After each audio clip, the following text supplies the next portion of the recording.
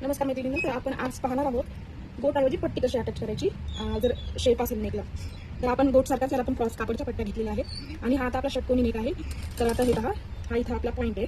तर इथं काय करायचं आहे, इथपर्यंत घेऊन हा असा फोल्ड मारून घ्यायचा या ठिकाणी पॉईंटवर आणि जसा शेप आहे त्यानुसार स्टिच टाकत जायचे. शेपनुसार डिस्टन्स सेम ठेवायचे आपल्याला सगळीकडनं.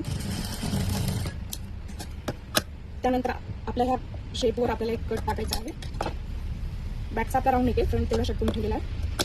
दोन्ही आपल्याला टोकांवर तिथं कट मारायचं आहे. नंतर पट्टीवर दाबटी टॉप स्टिच ज्याला आपण म्हणतो ती टाकून घ्यायची आहे. टॉप स्टिच टाकते वेळेस जो मधला कापड आहे आपला मार्जिन तो अस्पतच्या साईडने करायचा आहे आणि टॉप स्टिच टाकत जायचा आहे. आता आणि पॉईंटच्या ठिकाणी आपल्याला असा पूर्ण हा सुद्धा कापड इकडे करून स्टिचिंग करायची आहे.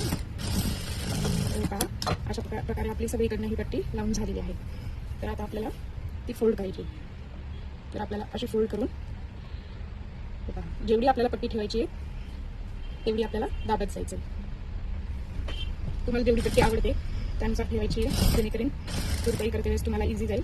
तर मी अर्धा इंचाची कंपल्सरी ठेवत असते. हे पहा, आणि असं हळूहळू स्टिच करत जायचं. नंतर आपण याला तुरपाई टाकतो, त्यामुळे किंवा कोणी सिलाई पण तशीच ठेवतो, तुम्हाला बारीक घ्यायची. तर आपल्याला नेकनुसार फोल्ड करत जायचं आहे आणि आपल्याला पट्टीचा जे डिस्टन्स आहे म्हणजे जेवढी आपण पट्टी घेतोय ती सेम सगळीकडे घ्यायची आहे. त्यामुळे थोडी फिनिशिंग दिसेल. आणि हे पहा, आता एंडिंगला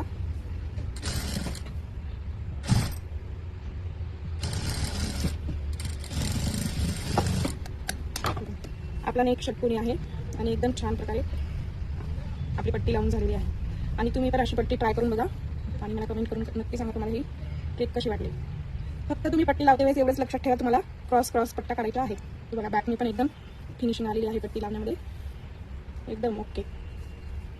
तुम्हाला हा व्हिडिओ कसा वाटला मला नक्की कळवा. धन्यवाद, बाय.